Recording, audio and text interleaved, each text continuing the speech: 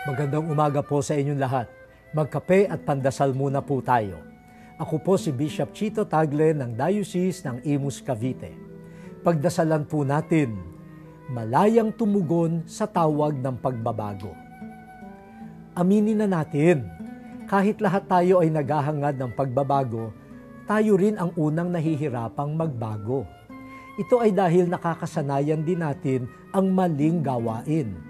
At kapag nasanay na, parang natural na. Ang pagbabago ang nagiging artipisyal. Nakakalungkot nga po ang ganitong pangyayari. Ang mali ang nagiging normal at ang tama ang abnormal.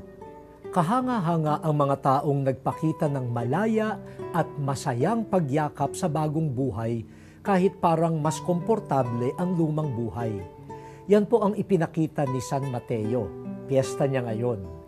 Nang tinawag siya na sumunod kay Jesus, iniwan agad ang malaking kinikita bilang taga-kolekta ng buwis. Ano ang mapapala niya kay Jesus? Ni walang masilungan, marami pang tumutuligsa. Mabuti pa siguro'y bumalik na lang sa dating buhay. Subalit, ang buhay na kapiling si Jesus ang nagdudulot ng tunay na yaman at kalayaan. Hindi iyan mapapantayan.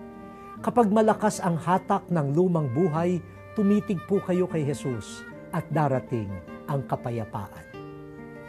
Manalangin tayo. O Diyos, bigyan mo kami ng malayang puso upang makatugon sa panawagan ni Jesus sa bagong buhay. Amen.